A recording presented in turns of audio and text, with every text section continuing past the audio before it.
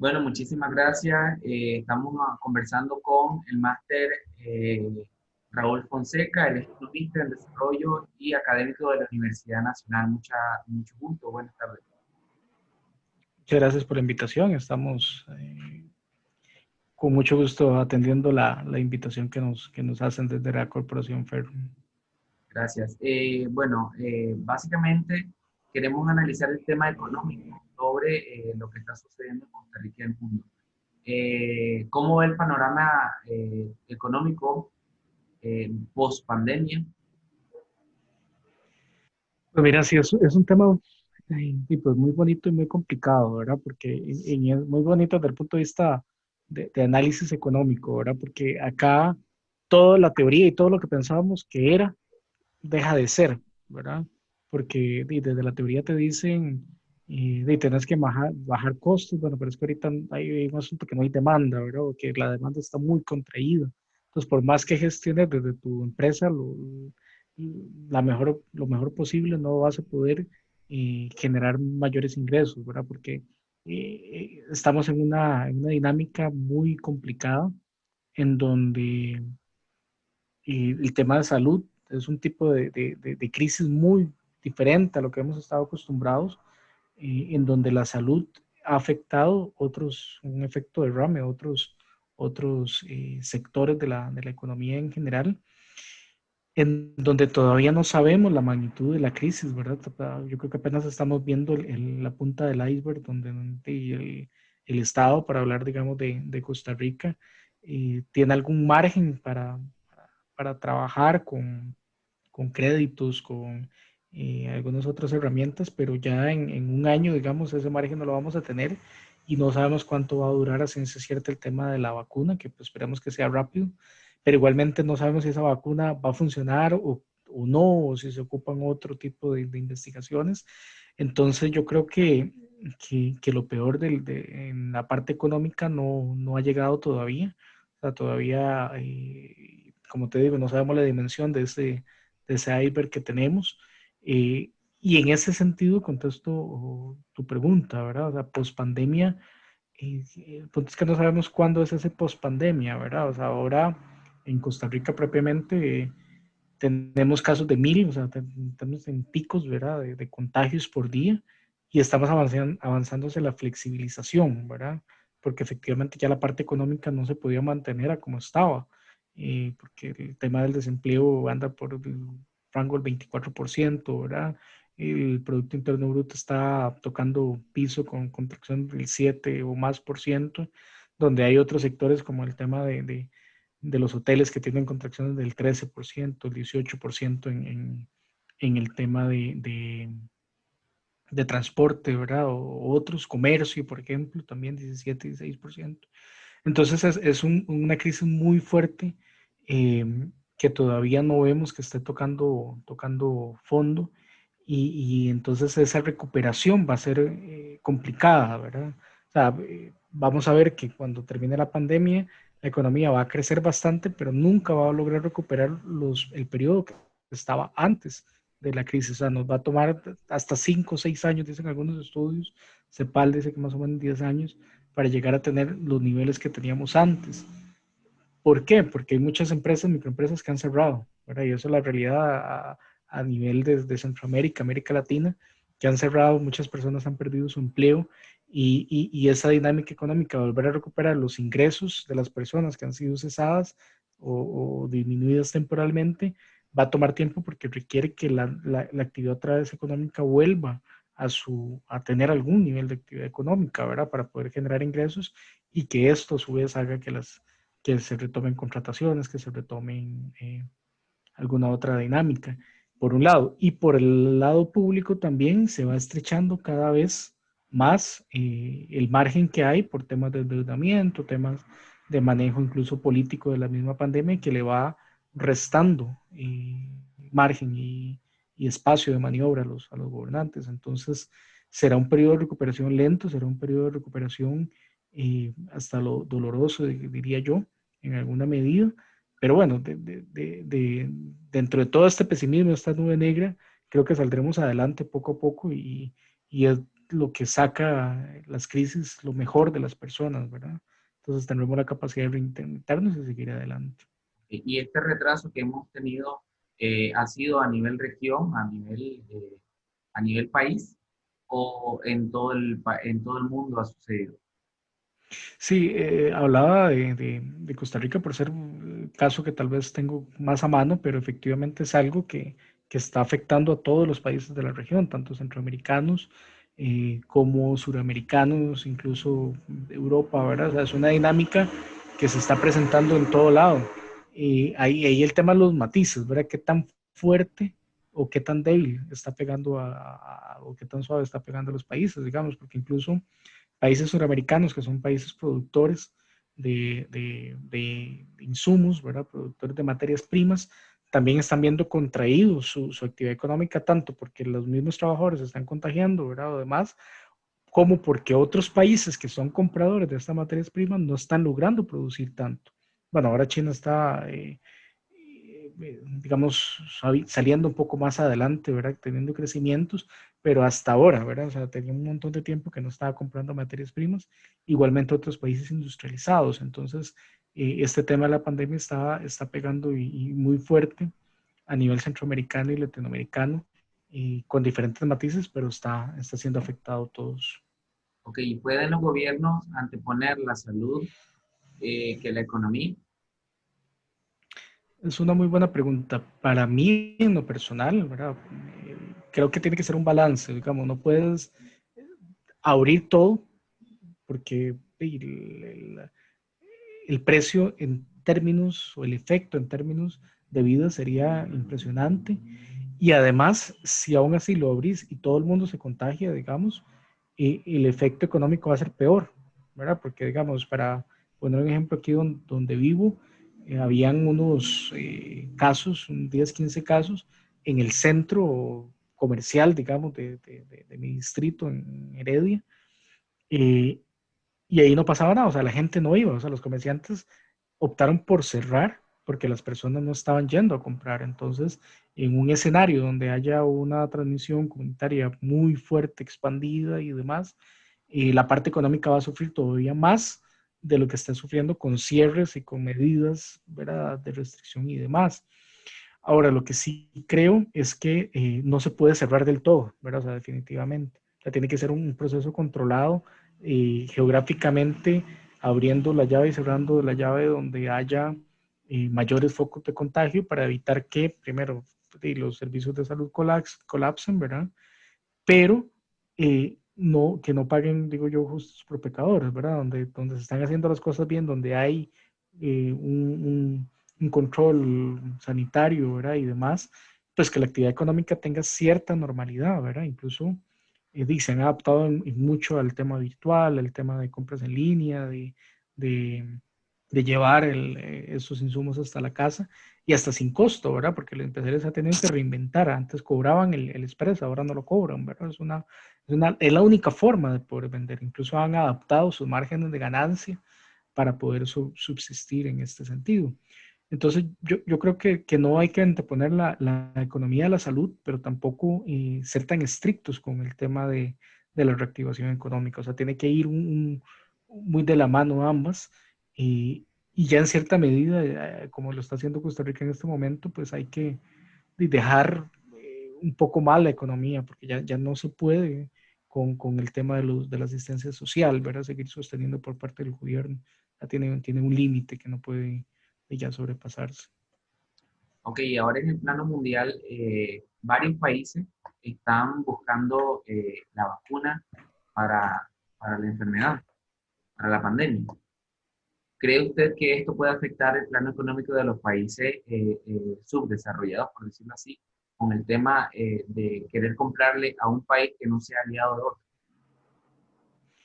Totalmente, la pandemia eh, ha reconfigurado, si ya se estaba reconfigurando antes la geopolítica mundial, esta pandemia lo ha terminado de reconfigurar, ¿verdad?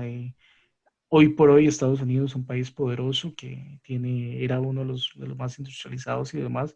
Ha perdido mucho camino porque no ha logrado mantener la parte de salud, ¿verdad? Incluso en este momento Trump está abajo en las encuestas, ¿verdad? Siendo el presidente que supuestamente iba a dar mayor apertura y mayor, ¿verdad? El tema del empleo y de la reactivación económica no lo ha logrado porque ha hecho un mal manejo. Y el estar mal dentro del país hace que a nivel general también.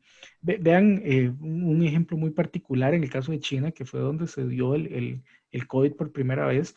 Ellos están usando una diplomacia ahora agresiva de donar eh, equipos de protección y ventiladores y todo el mundo para poder lavarse un poco la cara. Eso los pone un paso adelante en la geopolítica, digamos, económica también, ¿verdad? Porque al ser el primer país que se contagió, al tener una estructura diplomática no sería la palabra, sería, digamos, de no democracia, ¿verdad? Que pueden imponer ciertas medidas, ahora está creciendo a tasas de 4 o 5%, ¿verdad? Y eso también evidentemente lo va a poner adelante de otros países que no pueden o no podemos tener ese tipo de medidas de encerrar a todo el mundo y punto, ¿verdad? Entonces, creo que ya la pandemia cambió mucho esa geopolítica y con el tema de la vacuna también. El país que lo logre tener primero definitivamente eh, está haciendo lazos ya. Vean que muchos países tienen que comprar una vacuna o precomprar una vacuna sin que ni siquiera esté inventado, o sea, sin que ni siquiera es una inversión de riesgo, sin que ni siquiera se haya probado que es efectiva. Pero si no se hace así, no va a llegar la vacuna a un precio accesible, ¿verdad? Entonces, eso definitivamente va a afectar a países con menor desarrollo relativo o menores índices de desarrollo humano que no tienen ese dinero para poder acceder a comprar o precomprar o hacer esa inversión de riesgo en las casas farmacéuticas. Está el tema de la OMC también, que se supone, OMS, de la Organización Mundial de la Salud, que va a dar vacunas accesibles a ciertos países. Sin embargo, la rapidez y la cobertura con que este órgano internacional lo va a poder dar definitivamente está entredicho. Se calcula que es solo para el 5 o el 10% de la población. O sea, por tanto, serán los extractos que tienen menores capacidades, ¿verdad? Y demás. El resto de la población tendrá que ver cómo la compra, cómo la costea. Y ahí hay una gran duda en términos del costo que va a tener y la disponibilidad que va a tener, ¿verdad? Porque posiblemente los países con mayores índices de desarrollo va a llegar primero o donde estas farmacéuticas están ubicadas.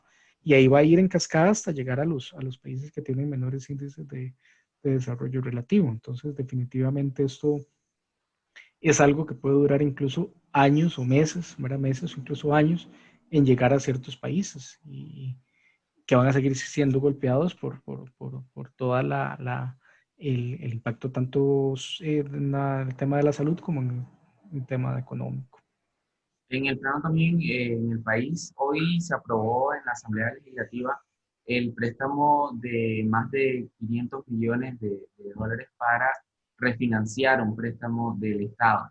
¿Qué tan terrible es esto y por qué se presume que habrá ventas de activos del Estado, que fue la mayoría de intervenciones de los diputados que se ponían a este préstamo? Pues mira, es un mal necesario, digo yo, en alguna medida, ¿verdad? Porque si tenemos un poco de memoria histórica, Costa Rica en el tema de los PAEs, de los programas de gestión estructural que se dieron en los 80, el PAE 1, y fue casi una carta abierta, invierta y no vamos a medir, el Banco Internacional, el Banco Mundial, no, el Fondo Monetario Internacional, no vamos a medir esta carta, esta hoja de compromiso que tenemos, ¿verdad? Si no, hágalo. En el PAE 2, el Fondo Monetario Internacional se pone un poco más pellizcado, digamos de alguna forma, y dice, no, o sea, ustedes no están cumpliendo con esto, tienen que cumplir con esto para el tercer desembolso. Y el tercer desembolso no se termina de dar porque el país no cumple su promesa que tenía con el banco de hacer ciertas reformas, ¿verdad? Y entonces, digamos de alguna forma, el Banco Mundial, el Fondo Monetario Internacional no va a dar un dinero con un cheque en blanco, o sea, a cambio de profundizar la política de mercado, profundizar el libre comercio, profundizar el capitalismo. Entonces, con mucha razón, los diputados que han tenido en este momento ciertas dudas sobre el proceso, es que no está siendo transparente. O sea, volvemos a la época del PAE 1, donde no se comunicaba a la prensa ni al país, y el PAE 2, cuáles eran los compromisos que el país asumía. Muchos pueden decir que no es un compromiso, que es una cuestión de negociación, pero al fin y al cabo el país se está comprometiendo a cosas. El punto es que no sabemos qué cosas se están comprometiendo. Y yo no estoy tan seguro que el Fondo Monetario, como en el pasado, vaya a firmar un cheque en blanco en decirle al país, y tenga, invierta, ¿verdad? O haga. No, es con base a una agenda. Y con base a esa agenda es lo que no sabemos cuál es la agenda. ¿Verdad? O sea, todavía no ha sido transparente el gobierno en decir cuál es la agenda, qué nos estamos comprometiendo. Yo creo que es un mal necesario porque en este momento se requieren recursos, ¿verdad? Y ya el país está gestionando otros préstamos con otros organismos multilaterales, OECD, Banco Andino, el mismo Banco Centroamericano de Integración Económica, eh, y un monto tan grande solo lo puede dar el FMI posiblemente en estos momentos. El punto es como el proceso, ¿verdad? Y la transparencia que se debería tener en ese sentido, que es algo que no se está viendo en el gobierno y que no creo que se vaya a dar, ¿verdad? Y tampoco creo que estos organismos internacionales lo vayan a dar y sin nada a cambio, ¿verdad? O sea, por buena gente, ¿verdad? O sea, creo que no es una dinámica que ni para Costa Rica ni para los otros países se vaya a dar y que ya tenemos un antecedente, ¿verdad? Con los programas de ajuste estructural y los daños, ¿verdad? Que se hicieron en las economías centroamericanas, más y menos en la costarricense, porque se hizo como un tipo de latica, ¿verdad? Como siempre, pero aún así pretendía cambios profundos. Entonces, posiblemente puede que el Fondo Monetario esté pidiendo la venta de activos del Estado. Posiblemente, no me queda la menor duda. El punto es qué, ¿verdad? ¿Qué queremos vender? Porque posiblemente dentro del mercado el tema de telecomunicaciones, de energía, son los activos más bonitos, ¿verdad? Que tenemos, los que más son atraídos. Y yo no sé si estamos dispuestos como sociedad y como país a entregarlos o a venderlos, ¿verdad? Porque otros activos como la FANAL, más bien están más deuda que otra cosa, o sea, no es tan apetecido ese tipo de negocios. El tema de las universidades públicas, bueno, podría ser apetecido relativamente o no. O el tema, por ejemplo, de la caja o otras inversiones públicas que tiene el Estado. Entonces, definitivamente la venta de activos es una de las posibilidades. El punto es si como sociedad lo estamos dispuestos a asumirlo y si realmente ese es el compromiso que está firmando el gobierno con el banco, con el Fondo Monetario Internacional. El problema aquí es la transparencia, como usted lo mencionaba, ¿no? Y por eso se está diciendo muchas cosas. Y si lo ves en el gobierno y en la figura del ministro de la presidencia y del mismo ministro de Hacienda, no son concretos. Dice, no es que vamos a llegar a aceptar, hay un margen de negociación. Bueno, pero cuál es esa negociación? ¿Verdad? Dicen que lo que hay son metas, ¿verdad? Para no decir que hay compromisos, pero de llegar a una meta de bajar el endeudamiento a un, no sé, un 60% que sea, un 50% del PIB, que ahora andamos por 70 y pico, ¿verdad? 74% según el último dato que di, eh, no se logra si no es a través de reformas profundas, ¿verdad? Entonces, aunque se diga que son metas, y para lograr esas metas es muy complicado el camino que hay que recorrer. Entonces, yo creo que ese es uno de los principales problemas que tiene este empréstito, ¿verdad? Que es necesario, pero que no se está manejando con la transparencia adecuada. Y ahora, ¿cree usted de que la administración de Carlos Alvarado tiene bien clara la meta económica del país?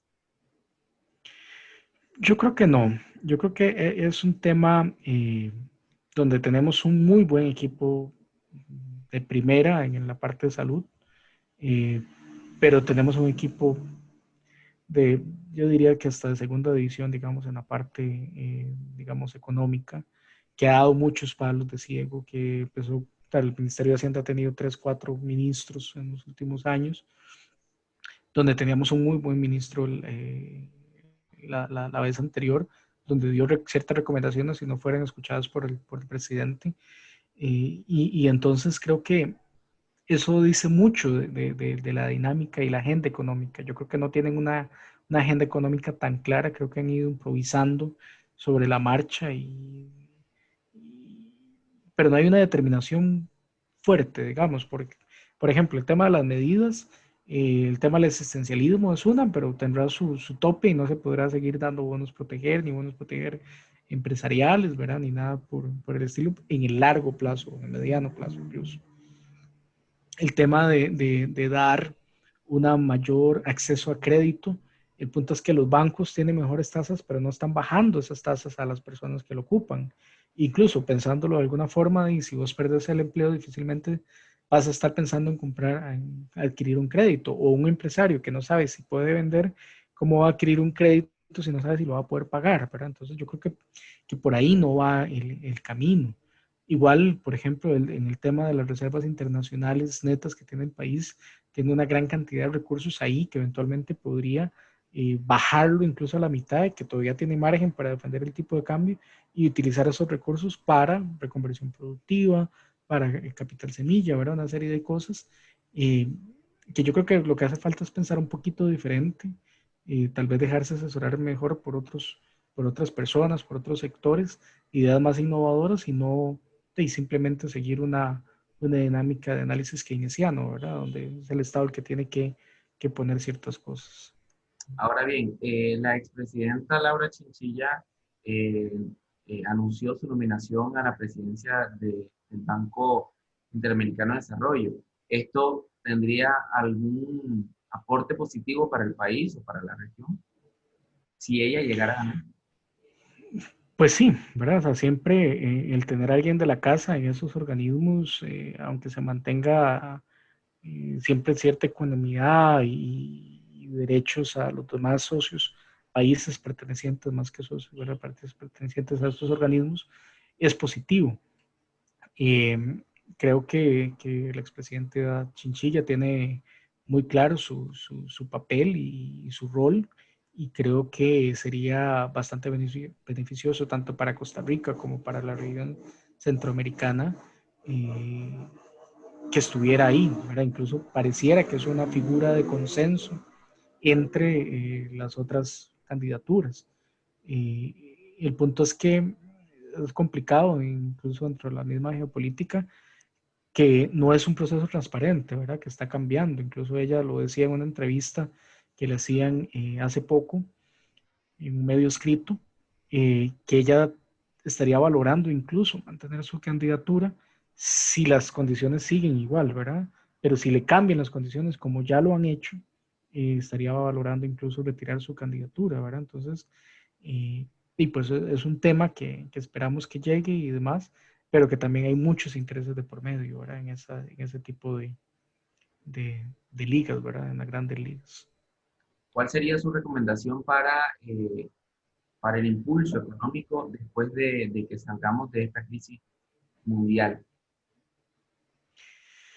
Pues mira, yo pensaría que hay que actuar en diferentes niveles, ¿verdad? O sea, para mí definitivamente yo soy un gran creyente en el desarrollo local, en el desarrollo humano. Definitivamente una de las primeras cosas es que desde los gobiernos locales y desde los grupos organizados se hagan un trabajo de diálogo, que se abra diálogos para poder saber dentro de la comunidad cómo podemos ayudar, cómo podemos encadenar, cómo podemos ligar la actividad económica que queda y mejorarlo primero a nivel local, después a un nivel más regional y nacional.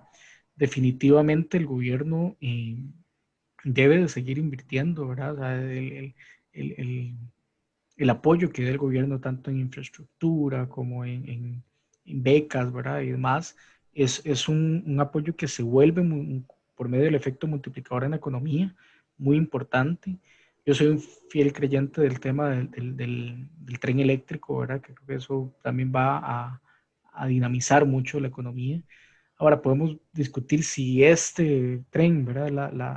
La solución, un tren tan caro, ¿verdad? Además, pero definitivamente tiene que el país avanzar hacia ese tipo de cosas. El tema de la inversión en carreteras, el tema de la inversión en centros educativos es algo que el país tiene que seguir avanzando como segunda medida, o sea, el gobierno tiene que seguir impulsando la economía y realizando inversiones importantes.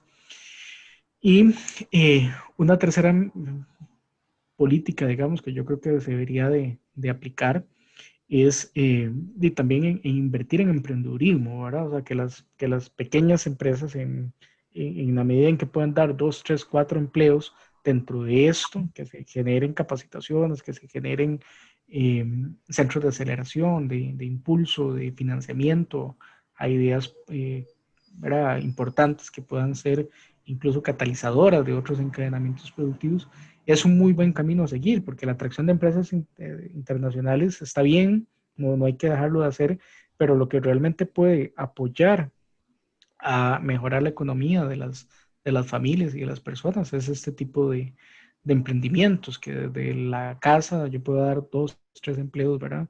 Y por tanto puedo aportar a la economía de los encadenamientos productivos. Entonces yo creo que desde una visión de desarrollo regional, desde una visión de inversión del Estado y desde una visión de fomento del emprendedurismo, podríamos eh, superar de alguna forma esta crisis que nos va a dejar bastante golpeados en el corto y mediano plazo. Bueno, muchísimas gracias por la conversación tan amena. No sé si tienes algo más que agregar.